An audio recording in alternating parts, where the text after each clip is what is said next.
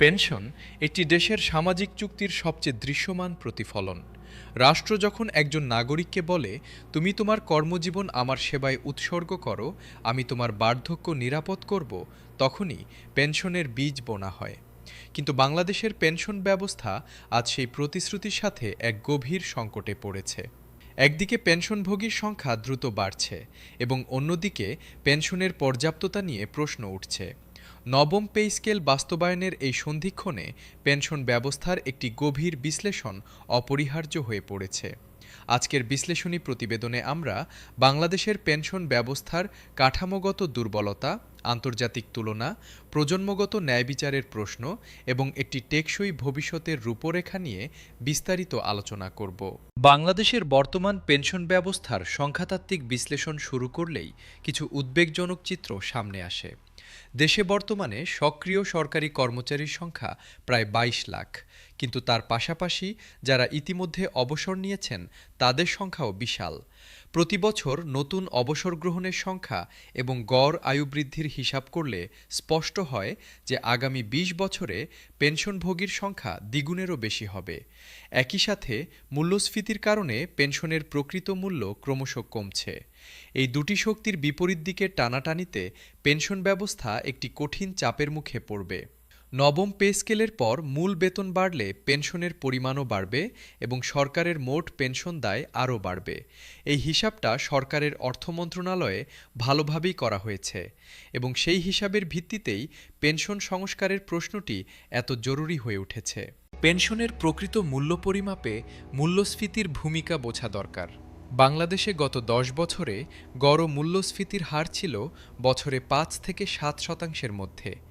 একটি সরল হিসাব করলে দেখা যায় যে যদি কেউ ১০ বছর আগে ১০,০০০ টাকা পেনশন পেতেন, তাহলে বর্তমানে সেই ১০,০০০ টাকার ক্রয় ক্ষমতা তখনকার ৫ বা ৬,০০০ টাকার সমান।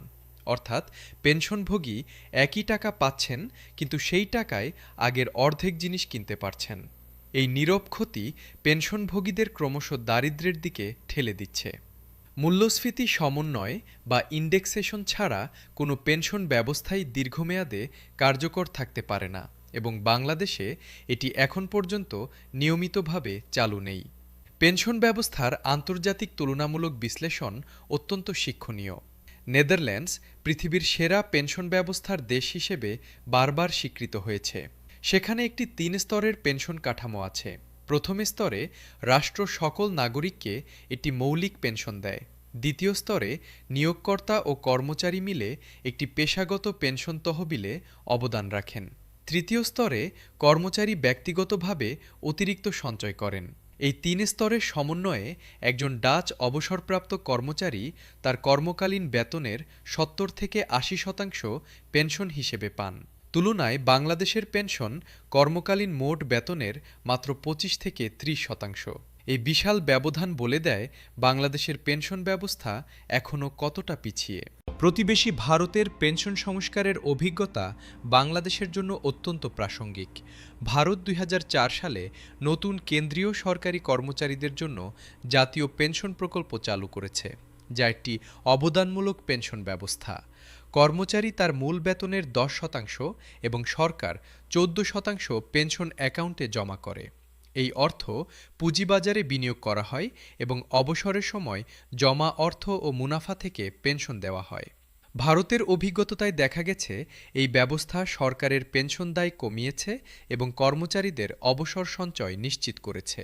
তবে বাজারের উপর নির্ভরতার কারণে অনিশ্চয়তাও রয়েছে। বাংলাদেশে অবদানমূলক পেনশন ব্যবস্থার বিতর্ক দীর্ঘদিন ধরে চলছে। যারা এই ব্যবস্থার পক্ষে তারা বলছেন এটি দীর্ঘমেয়াদে সরকারের বাজেটের উপর চাপ কমাবে এবং পেনশনকে টেকসই করবে। প্রতিটি কর্মচারীর নিজের পেনশন অ্যাকাউন্ট থাকলে তিনি নিজেই জানতে পারবেন তার অবসরে কত টাকা থাকবে। এতে স্বচ্ছতা বাড়বে এবং কর্মচারী আরও সচেতনভাবে অবসর পরিকল্পনা করতে পারবেন। যারা বিরোধিতা করছেন তারা বলছেন সরকারি কর্মচারী কম বেতনে দেশের সেবা করেন এবং বিনিময়ে তাদের নিশ্চিত পেনশনের প্রতিশ্রুতি দেওয়া হয়েছে। অবদানমূলক ব্যবস্থায় সেই নিশ্চয়তা কমবে, কারণ বাজারের উঠানামায় পেনশনের পরিমাণ অনিশ্চিত হয়ে পড়বে। প্রজন্মগত ন্যায় বিচারের দৃষ্টিকোণ থেকে পেনশন আলোচনায় একটি সূক্ষ্ম কিন্তু গুরুত্বপূর্ণ প্রশ্ন উঠছে। বর্তমানে যারা চাকুরিতে আছেন তারা তাদের কর্মজীবনে অবসরপ্রাপ্তদের পেনশন পরোক্ষভাবে বহন করছেন। ভবিষ্যতে যখন তারা অবসর নেবেন তখন পরবর্তী প্রজন্মের কর্মচারীরা তাদের পেনশন বহন করবেন। কিন্তু যদি পেনশনভোগীর সংখ্যা অনুপাতে বেড়ে যায় তাহলে প্রতিটি কর্মরত কর্মচারীকে আরও বেশি পেনশনের দায় বহন করতে হবে। এটি একটি প্রজন্মগত বোঝার প্রশ্ন। এই বোঝা যেন কোনো একটি প্রজন্মের জন্য অসহনীয় না হয় সেটি নিশ্চিত করতে এখনই একটি টেকসই পেনশন কাঠামো তৈরি করা দরকার। পেনশন তহবিল বিনিয়োগের বিষয়টি গভীর বিশ্লেষণ দাবি করে। পৃথিবীর সবচেয়ে বড় পেনশন তহবিলগুলো একই সাথে সামাজিক সুরক্ষার হাতিয়ার এবং অর্থনৈতিক উন্নয়নের বাহন। জাপানের সরকারি পেনশন বিনিয়োগ তহবিল বা জিপিআইএফ বিশ্বের সবচেয়ে বড় পেনশন তহবিল, যার মোট সম্পদ প্রায় $1.5 ট্রিলিয়ন। এই তহবিল জাপানের শেয়ার বাজার ও বন্ড বাজারের একটি বড় অংশ নিয়ন্ত্রণ করে। বাংলাদেশেও যদি একটি শক্তিশালী পেনশন তহবিল গড়ে তোলা যায় তাহলে তা দেশের পুঁজিবাজার ও অবকাঠামো বিনিয়োগে একটি নতুন মাত্রা যোগ করবে।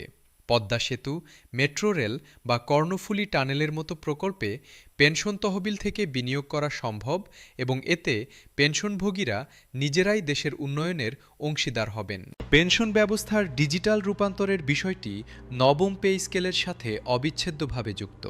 বাংলাদেশে এখনও পেনশন পাওয়ার জন্য কর্মচারীকে প্রতি বছর জীবিত থাকার প্রমাণ বা লাইফ সার্টিফিকেট দিতে হয়। এই প্রক্রিয়ায় বয়স্ক পেনশনভোগীরা অনেক কষ্ট পান। ভারত এই সমস্যা সমাধানে জীবন প্রমাণ নামক একটি ডিজিটাল সিস্টেম চালু করেছে, যেখানে পেনশনভোগী স্মার্টফোনের মাধ্যমে তার বায়োমেট্রিক তথ্য দিয়ে জীবিত থাকার প্রমাণ দিতে পারেন। বাংলাদেশেও জাতীয় পরিচয়পত্রের বায়োমেট্রিক ডেটাবেস ব্যবহার করে এই প্রক্রিয়া ডিজিটাইজ করা সম্ভব। এতে পেনশনভোগীদের কষ্ট কমবে এবং প্রক্রিয়াটি আরও নির্ভরযোগ্য হবে। পেনশন আলোচনায় অবসরপ্রাপ্ত কর্মচারীদের পুনর্কর্মসংস্থানের বিষয়টিও উঠছে। অনেক অবসরপ্রাপ্ত কর্মচারীর এখনও কাজ করার শারীরিক ও মানসিক সক্ষমতা আছে এবং তারা কাজ করতেও চান। তাদের দীর্ঘ অভিজ্ঞতা বিভিন্ন খাতে মূল্যবান সম্পদ।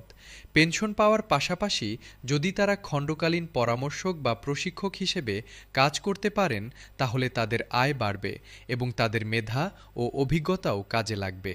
নতুন পে স্কেলের পাশাপাশি একটি অবসর পরবর্তী কর্মসংস্থান নীতিমালা প্রণয়নের কথাও ভাবা হচ্ছে। পেনশনের এই বিস্তারিত বিশ্লেষণ শেষ করতে করতে একটি কথা পরিষ্কার হয়ে যায়।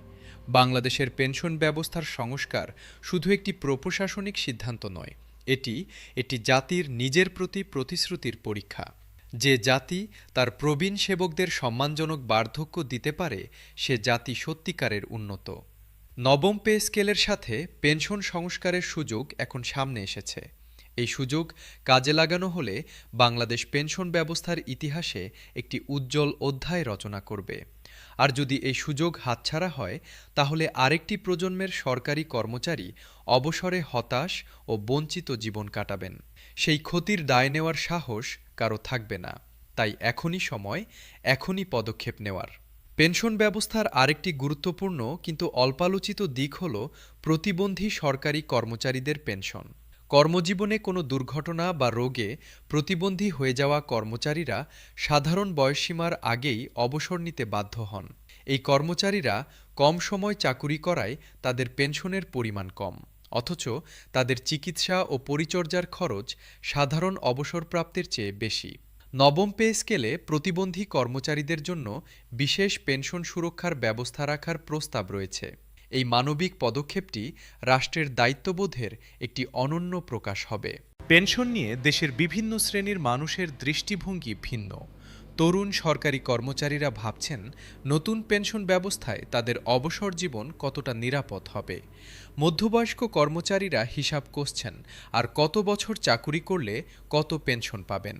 অবসরের দোরগোড়ায় দাঁড়িয়ে থাকা কর্মচারীরা অধীর আগ্রহে অপেক্ষা করছেন নতুন পে স্কেলে পেনশনের পরিমাণ কত হবে।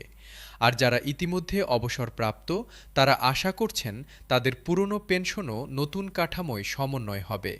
এই চার ধরনের মানুষের চাহিদা ও উদ্বেগকে একটি সুসংহত পেনশন নীতিমালায় মেলানোই এখন সবচেয়ে বড় চ্যালেঞ্জ।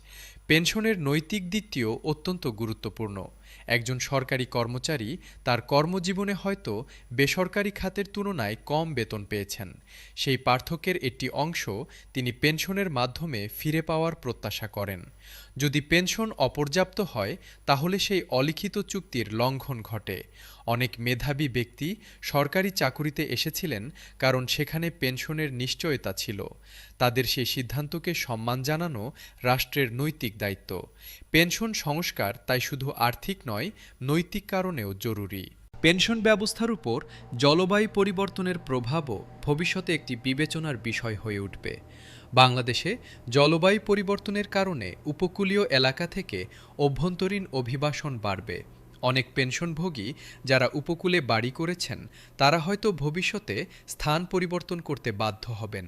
এই জলবায়ু অভিবাসীদের জন্য পেনশন সেবা বজায় রাখা এবং তাদের পুনর্বাসনে সহায়তা করা ভবিষ্যতের পেনশন নীতিমালার একটি নতুন মাত্রা হবে। পেনশন সম্পর্কে সর্বশেষ একটি মূলনীতির কথা বলে শেষ করতে চাই। পৃথিবীর যে কোনো সফল পেনশন ব্যবস্থার মূল ভিত্তি হল পর্যাপ্ততা, স্থায়িত্ব ও ন্যায় বিচার। পর্যাপ্ততা মানে পেনশন এত হওয়া উচিত যাতে একজন অবসরপ্রাপ্ত মানুষ মর্যাদাপূর্ণভাবে বাঁচতে পারেন। স্থায়িত্ব মানে পেনশন ব্যবস্থা এমনভাবে পরিচালিত হওয়া উচিত যাতে আগামী ৫০ বা ১০০ বছরেও তা চালু থাকতে পারে। ন্যায় বিচার মানে সকল প্রজন্মের কর্মচারী যেন সমান সুযোগ ও সুবিধা পান। নবম পে স্কেলের সাথে পেনশন সংস্কার যদি এই তিনটি মূলনীতি মাথায় রেখে করা হয় তাহলে বাংলাদেশের পেনশন ব্যবস্থা একটি নতুন যুগে প্রবেশ করবে। সেই যুগের স্বপ্ন আজ দেশের প্রতিটি সরকারি কর্মচারীর মনে জ্বলছে এবং সেই স্বপ্নকে বাস্তবে রূপ দেওয়ার দায়িত্ব সরকার ও জাতি মিলে পালন করতে প্রস্তুত। পেনশন সংস্কারের পথে আরেকটি গুরুত্বপূর্ণ প্রশ্ন হল কর্মচারী সংগঠনগুলোর ভূমিকা কী হওয়া উচিত। ঐতিহাসিকভাবে পেনশন সংস্কারের বিরোধিতায় কর্মচারী সংগঠনগুলো সবচেয়ে সক্রিয় থেকেছে। কারণ সংস্কার মানেই পরিবর্তন এবং পরিবর্তন মানেই অনিশ্চয়তা। কিন্তু নবম পে স্কেলের আলোচনায় কর্মচারী সংগঠনগুলোর একটি পরিপক্ক দৃষ্টিভঙ্গি দেখা যাচ্ছে। তারা বলছেন শুধু বর্তমান সুবিধা আঁকড়ে থাকলে চলবে না। ভবিষ্যৎ প্রজন্মের কর্মচারীদের জন্য একটি টেকসই পেনশন ব্যবস্থা নিশ্চিত করাও তাদের দায়িত্ব। এই দায়িত্বশীল দৃষ্টিভঙ্গি পেনশন সংস্কারের পথকে অনেকটা সহজ করেছে। পেনশন হিসাবের পদ্ধতিতে স্বচ্ছতা আনার বিষয়টি কর্মচারীদের একটি পুরনো দাবি। অনেক কর্মচারী অবসর নেওয়ার ১০ বছর আগে থেকেই জানতে চান তাদের পেনশন কত হবে। এই তথ্য হাতে থাকলে তারা সেই অনুযায়ী পরিকল্পনা করতে পারতেন। একটি অনলাইন পেনশন ক্যালকুলেটর যেখানে একজন কর্মচারী তার বর্তমান বেতন, সার্ভিস পিরিয়ড ও প্রত্যাশিত অবসরের বয়স দিলেই আনুমানিক পেনশনের হিসাব পাবেন, এই ধরনের একটি সরল ডিজিটাল সুবিধা চালু করার প্রস্তাব রয়েছে। এই সুবিধা কর্মচারীদের অবসর পরিকল্পনায় সহায়তা করবে এবং পেনশন ব্যবস্থার প্রতি তাদের আস্থা বাড়াবে। পেনশন সংস্কার বাস্তবায়নে সংসদের ভূমিকাও অত্যন্ত গুরুত্বপূর্ণ। এটি দীর্ঘমেয়াদী পেনশন সংস্কার পরিকল্পনা সংসদীয় অনুমোদনের মাধ্যমে আইনি ভিত্তি পেলে ভবিষ্যতে সরকার পরিবর্তন হলেও সেই সংস্কার বাতিল করা সহজ হবে না। বিভিন্ন দলের সংসদ সদস্যরা যদি পেনশন সংস্কারের পক্ষে ঐকমত্যে আসতে পারেন তাহলে এটি একটি রাজনৈতিক বিতর্কের বিষয় না হয়ে একটি জাতীয় অঙ্গীকারে পরিণত হবে। বাংলাদেশের পেনশন সংস্কারকে সেই জাতীয় অঙ্গীকারের মর্যাদায় প্রতিষ্ঠিত করা এখন সময়ের দাবি। পেনশন বিষয়ক সামগ্রিক আলোচনা একটি সত্যকে বারবার সামনে এনেছে। বাংলাদেশ একটি উন্নয়নশীল দেশ হলেও তার মানুষের প্রতি দায়িত্ব পালনের সক্ষমতা আছে। প্রয়োজন শুধু সঠিক অগ্রাধিকার নির্ধারণ ও সুষ্ঠু পরিকল্পনা। নবম পে স্কেলের গ্যাজেট প্রকাশের মুহূর্তটি যেন কেবল বেতন বৃদ্ধির ঘোষণায় সীমাবদ্ধ না থেকে পেনশন সংস্কারের একটি সুদৃঢ় রোডম্যাপেরও সূচনা করে। সেই প্রত্যাশা নিয়েই দেশের ২২ লাখ সরকারি কর্মচারী এবং ততোধিক পেনশনভোগী ও তাদের পরিবার আজ অপেক্ষার প্রহর গুনছেন। তাদের সেই অপেক্ষার পরিসমাপ্তি যেন গ্যাজেটের পাতায় একটি সুন্দর ভবিষ্যতের রূপরেখা নিয়ে আসে। পেনশন সংস্কারের আলোচনায় এটি আন্তর্জাতিক অভিজ্ঞতা বিশেষভাবে বাংলাদেশের জন্য প্রাসঙ্গিক। রুয়ান্ডা আফ্রিকার একটি ছোট্ট দেশ, যেটি ১৯৯৪ সালের গণহত্যার পর ধ্বংসস্তূপ থেকে উঠে দাঁড়িয়েছে। এই দেশটি তার সীমিত সম্পদের মধ্যেও সরকারি কর্মচারীদের জন্য একটি আধুনিক ও টেকসই পেনশন ব্যবস্থা গড়ে তুলেছে। রুয়ান্ডার অভিজ্ঞতা দেখায় যে সদিচ্ছা ও সুষ্ঠু পরিকল্পনা থাকলে সীমিত সম্পদের দেশও একটি মানসম্পন্ন পেনশন ব্যবস্থা গড়তে পারে। বাংলাদেশের অর্থনীতি রুয়ান্ডার চেয়ে অনেক বড় এবং তার সক্ষমতাও বেশি। তাহলে বাংলাদেশ কেন পারবে না একটি শ্রেষ্ঠ পেনশন ব্যবস্থা গড়ে তুলতে? সেই প্রশ্নের উত্তরটি নবম পে স্কেলের গ্যাজেটে খোঁজা হচ্ছে এবং আশা করা হচ্ছে সেই উত্তর হবে একটি সাহসী ও দূরদর্শী পেনশন সংস্কারের সূচনা। পেনশনের এই দীর্ঘ ও বহুমাত্রিক বিশ্লেষণ এটি সত্য প্রতিষ্ঠিত করে। বাংলাদেশের পেনশন ব্যবস্থারও সংস্কার এখন আর কোনো বিকল্পের বিষয় নয়, এটি অপরিহার্য। নবম পে স্কেলের সাথে এই সংস্কার করা হলে বাংলাদেশ তার সরকারি সেবকদের প্রতি তার প্রতিশ্রুতি রক্ষা করবে এবং ভবিষ্যতের জন্য একটি টেকসই সামাজিক নিরাপত্তার ভিত্তি স্থাপন করবে। এই ভিত্তির উপর দাঁড়িয়েই বাংলাদেশ একটি উন্নত, ন্যায়বান ও মানবিক রাষ্ট্র হিসেবে বিশ্বের দরবারে মাথা উঁচু করে দাঁড়াবে। পেনশন সংস্কারের সাফল্য নির্ভর করবে সরকার যতটুকু প্রতিশ্রুতি দেবে ততটুকু বাস্তবায়ন করতে পারবে কিনা তার উপর। বাংলাদেশে অনেক সময় ভালো পরিকল্পনা তৈরি হয়, কিন্তু বাস্তবায়নে পিছিয়ে পড়া হয়। নবম পে স্কেল ও পেনশন সংস্কারের ক্ষেত্রে সেই পরিচিত ব্যর্থতার চক্র ভাঙা অপরিহার্য। দেশের প্রতিটি সরকারি কর্মচারী এবং প্রতিটি পেনশনভোগী আজ এই আশা নিয়ে বেঁচে আছেন যে এবারের পরিবর্তন কাগজে কলমে নয়, বাস্তবে হবে। সেই আশার মশাল জ্বালিয়ে রাখার দায়িত্ব সরকারের এবং দেশের মানুষ বিশ্বাস করে সেই দায়িত্ব পালিত হবে। পেনশন বিষয়ক এই সামগ্রিক পর্যালোচনায় একটি চূড়ান্ত কথা বলে শেষ করতে চাই। একটি দেশ কতটা সভ্য তা বোঝা যায় সে তার দুর্বলতম নাগরিকদের সাথে কেমন আচরণ করে তা দেখে। বাংলাদেশের বয়স্ক পেনশনভোগীরা এই মুহূর্তে দেশের সবচেয়ে দুর্বল নাগরিকদের একটি বড় অংশ। তারা কাজ করার ক্ষমতা হারিয়েছেন, কিন্তু জীবনের চাহিদা ও মর্যাদার অধিকার হারাননি। নবম পে স্কেল ও পেনশন সংস্কার এই মানুষগুলোর জীবনে একটি ন্যায় বিচারের স্পর্শ বোলাতে পারে এবং বাংলাদেশকে সত্যিকারের একটি মানবিক রাষ্ট্র হিসেবে প্রতিষ্ঠিত করতে পারে।